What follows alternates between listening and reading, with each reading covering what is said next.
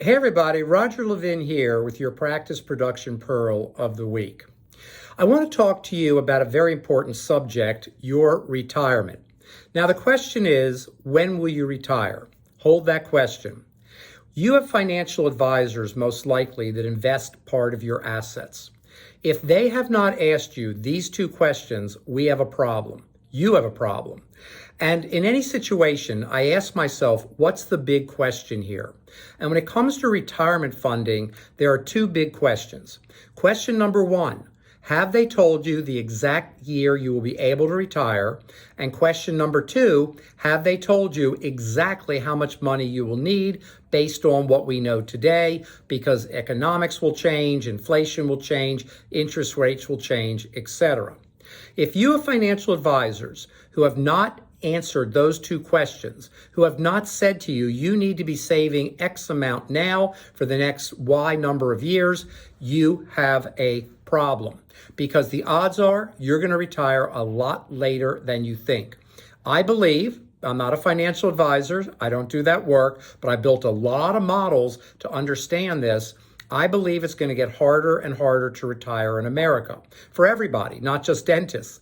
And you need to know what year will you be able to retire and how much money will you need. Because if you don't, well, the average retirement age of a dentist today is 72 years of age and rising.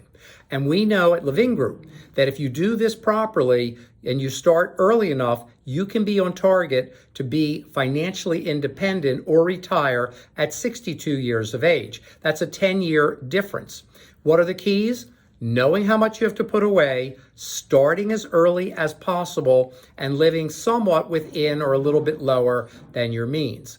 But a lot of people think, especially young dentists, they have endless time. Don't worry about it now. I'll grow the practice. I'll make more money. Had this conversation with a new client recently. Well, I want to grow the practice because I'm 45, and by the time I'm 50, I need to start saving more for retirement.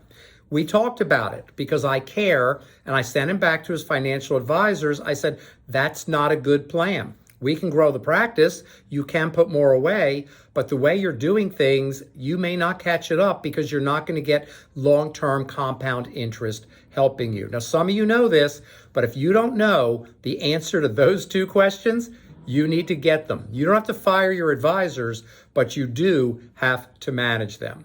As always, I wish you increased practice production every year, and I'll see you next week.